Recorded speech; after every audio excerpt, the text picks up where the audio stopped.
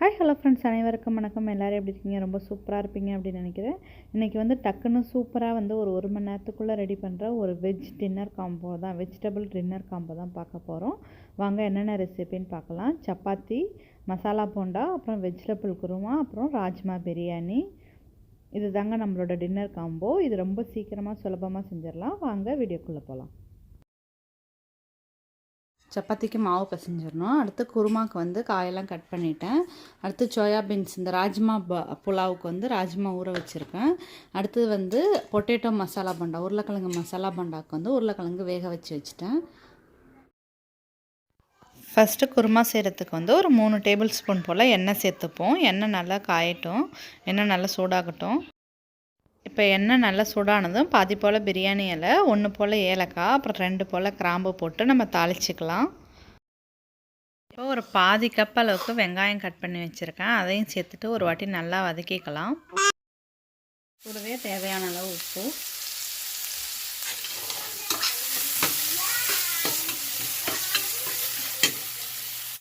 குச்சா வெங்காயம் நல்லா வந்து வதங்கினதுக்கப்புறம் 1 ஸ்பூன் அளவுக்கு இஞ்சி பூண்டு விழுது,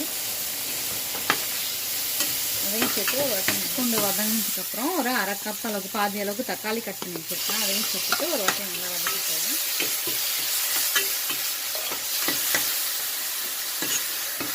இப்போ வெங்காயம் தக்காளி எல்லாம் நல்லா வதங்கிருச்சு. நான் வந்து உருளைக்கிழங்கு, கேரட், அப்புறம் காளான் மஷ்ரூம் 3 எடுத்திருக்கேன். 3 காயும் சேர்த்துப்போம்.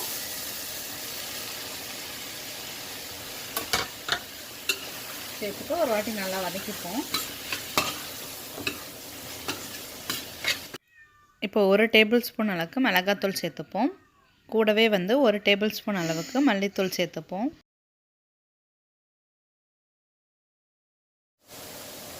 கூடவே 1 ஸ்பூன் அளவுக்கு கரம் மசாலா சேர்த்துப்போம்.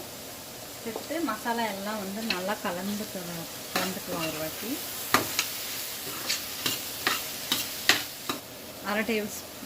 கடைசியாக அரை டேபிள் ஸ்பூன் அளவுக்கு மஞ்சள்தூள் சேர்த்துட்டு எல்லாத்தையும் ஒரு வாட்டி நல்லா கலந்துக்கலாம். அடுத்து கொஞ்சம் போல் தண்ணி சேர்த்து இந்த காய் வேகிற அளவுக்கு வேக வச்சுருவோம். இந்த காய் மட்டும் போட்டு ஒரு 3-5 நிமிஷம் வரைக்கும். அடுத்து இது வந்து குழம்பு வந்து காயெல்லாம் வெந்துட்டுருக்கு. நம்ம வந்து தேங்காய் அரைச்சி வச்சுருவோம். அரை கப் அளவுக்கு தேங்காய் எடுத்திருக்கேன். 1 டேபிள் ஸ்பூன் அளவுக்கு சோம்பு சேர்த்துருக்கேன், சீரகம், பெருஞ்சீரகம். கூடவே 1 டேபிள் ஸ்பூன் அளவுக்கு வந்து கசகசா சேர்த்துருக்கேன். இது 3த்தையும் நல்லா வந்து மிக்சியில் வந்து நல்லா பேஸ்ட்டாக மைய அரைச்சிட்டு நம்ம சேர்த்துட்டோன்னா வந்து குருமா ரெடி ஆகிடும். அடுத்து இப்போ காயெல்லாம் வந்து நல்லா வெந்துருச்சு ஆல்மோஸ்ட். இப்போ வந்து நம்ம தேங்காய் சேர்த்துட்டு கொஞ்சம் போல் வந்து இன்னொரு 5 நிமிஷம் வேக விட்டோம்னா குருமா வந்து ரெடி ஆகிடும். தேங்காய் சேர்த்துடலாம். கூடவே வேணுங்கிற அளவுக்கு வந்து தண்ணி சேர்த்துக்கோங்க.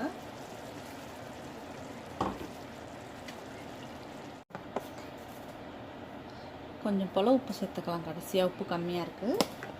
நீங்கள் தேவைக்கு ஏற்ற மாதிரி உப்பு சேர்த்து நல்லா மூடி வச்சுட்டு ஒரு 5 நிமிஷம் போல் வேக வச்சிங்கன்னா ரெடி ஆகிடும் குருமா. அடுத்து ராஜ்மா வந்து நான் வந்து 1 மணி நேரம் போல் வந்து ஊற வச்சுருக்கேன். நீங்கள் ராஜ்மாவுக்கு பதிலாக கொண்டக்கடலை சன்னா பிரியாணி கூட பண்ணிக்கலாம். இது வந்து சன்னானா நம்ம ரொம்ப நேரம் ஊற வைக்கணும், ராஜ்மானா ரொம்ப நேரம் ஊற வைக்க தேவையில்ல.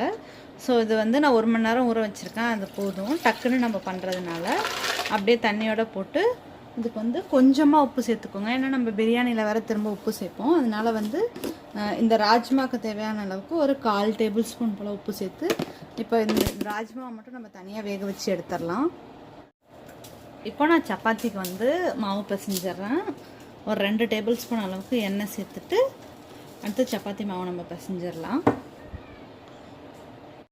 இப்போ சப்பாத்திக்கும் வந்து மாவு ரெடி ஆகிடுச்சு. நம்ம இதை வச்சிடலாம். அடுத்து வந்து உருளைக்கிழங்குக்கு போண்டாக்கு வந்து உருளைக்கிழங்கு தாளிச்சிடலாம். இது காயாமல் இருக்கிறதுக்காக மேலே கொஞ்சம் எண்ணெய் சேர்த்துட்டு வந்து நம்ம மூடி வச்சுருவோம். கடைசியாக சப்பாத்தி போட்டுக்கலாம்.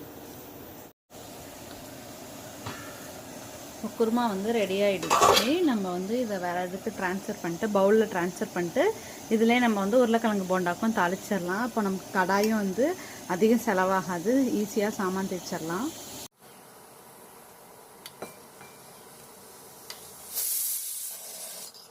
ரெடி பண்ண போகிறேன். இது உருளைக்கிழங்கு உருளைக்கிழங்கு போண்டா வந்து மசாலா போண்டா வந்து நான் எப்படி செய்கிறதுன்னு ஆல்ரெடி வந்து லிங்க் டிஸ்கிரிப்ஷனில் கொடுத்துருக்கேன். இப்போ உருளைக்கிழங்குக்கு மசாலா அப்புறம் போட்டு எடுக்க மாவு ரெண்டும் ரெடி ஆகிடுச்சு. நம்ம எண்ணெயை வச்சுட்டு வந்து அடுத்து பிரியாணி செஞ்சிட்டோம்னா டக்குன்னு வேலை முடிஞ்சிடும்.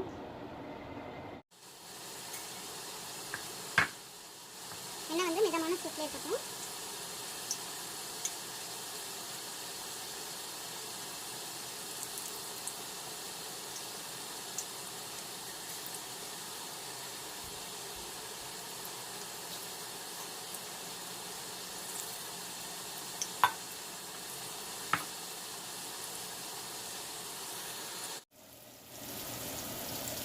இந்த மசாலா போண்டா வந்து ஆல்ரெடி நம்ம சேனலில் அப்லோட் பண்ணியிருக்கேன். நீங்கள் வந்து லிங்க் டிஸ்கிரிப்ஷனில் கொடுக்குறேன், செக் பண்ணி பாருங்கள். போண்டா எல்லாம் நல்லா பொன்னிறமாக வந்துருச்சு பாருங்கள்.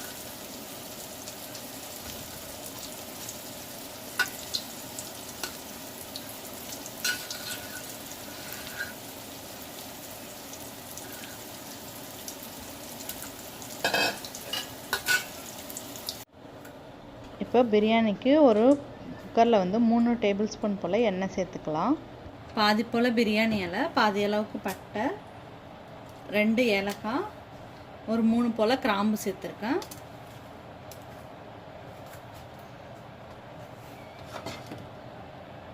அடுத்து 1 கப் அளவுக்கு நல்ல பெரிய வெங்காயம் ஒன்று வந்து பொடிசாக கட் பண்ணி வச்சுருக்கேன், அதையும் சேர்த்துப்போம். கூடவே வந்து உப்பு சேர்த்துட்டு வெங்காயம் வந்து நல்லா வதங்கட்டும். வெங்காயம் வந்து நல்லா வதங்கட்டும். அதுக்கட்டி நான் வந்து இப்போ இங்கே எண்ணெய் வச்சுட்டேன். 1 போல் வந்து பச்சை மிளகாய், கூடவே வந்து 1 கைப்பிடி அளவுக்கு வந்து புதினா சேர்த்துக்கோங்க. சேர்த்துட்டு ஒரு வாட்டி நல்லா கலந்துக்கோங்க.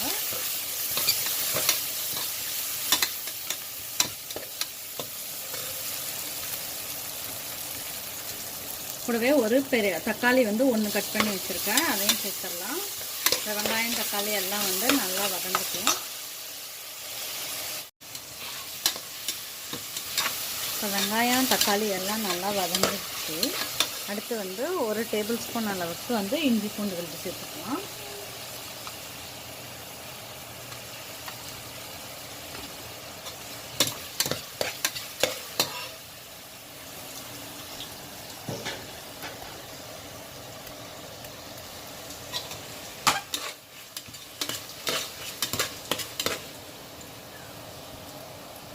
மசாலா சேர்த்துடலாம். 1 டேபிள் ஸ்பூன் அளவுக்கு வந்து மிளகாத்தூள் எடுத்துக்கோங்க.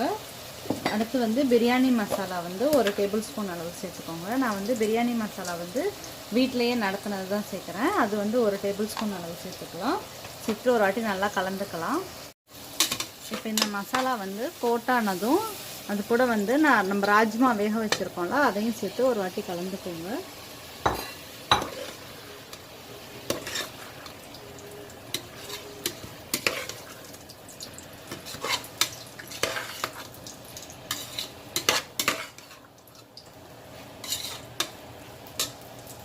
இப்போ மசாலாலாம் நல்லா வெந்ததுக்கப்புறம் தண்ணி வந்து நான் 2 கிளாஸ் அரிசி ஊற வச்சுருக்கேன். ஸோ 3 கிளாஸ், 1க்கு 1.5 சேர்க்குறேன்.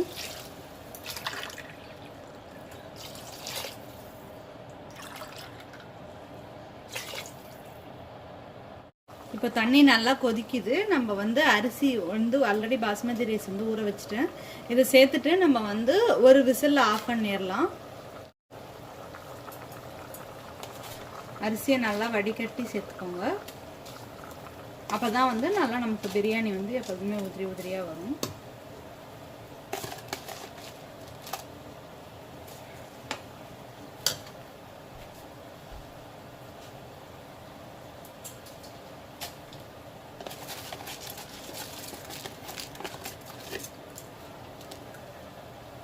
அரிசியை ஒரு வாட்டி கலந்துட்டு நம்ம வந்து மூடி போட்டு ஒரு விசில் வரைக்கும் வேக விட்டுருங்க போதும். உப்பு எல்லாமே கரெக்டாக இருக்குது. இப்போ வந்து போண்டாவும் போட்டு முடிச்சிட்டேன். அவ்வளோதான், நம்ம வந்து பிரியாணி சேர்ப்பே வந்து போண்டாவும் போட்டு முடிச்சிட்டோம். அடுத்து சப்பாத்தி ரெடி பண்ணிட்டோன்னா வேலை முடிஞ்சிடும். பாருங்கள், ராஜ்மா பிரியாணி வந்து சூப்பராக வந்து நல்லா வெந்துருச்சு, ரெடி ஆகிடுச்சு. அதுவும் பாருங்கள் நல்லா உதிரி உதிரியாக வந்திருக்கு.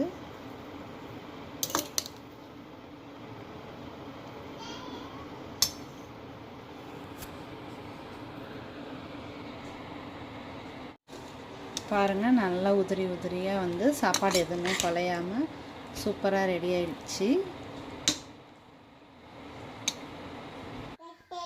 அவ்வளோதாங்க, சட்டுன்னு வந்து நம்மளோட டின்னர் காம்போ வந்து ரெடி ஆகிடுச்சு. சீக்கிரமாக வந்து ஒரு மணி நேரத்தில் வந்து இந்த வேலை எல்லாமே முடிச்சிடலாம். நீங்களும் உங்கள் வீட்டில் கண்டிப்பாக இந்த டின்னர் காம்போ ட்ரை பண்ணி பாருங்கள். இந்த வீடியோ உங்களுக்கு பிடிச்சதுன்னா நம்ம சேனல் லைக் பண்ணுங்கள், ஷேர் பண்ணுங்கள், கமெண்ட் பண்ணுங்கள், கூடவே சப்ஸ்கிரைப் பண்ணுங்கள். மீண்டும் ஒரு சூப்பரான வீடியோவுடன் அடுத்த வீடியோவில் சந்திப்போம்.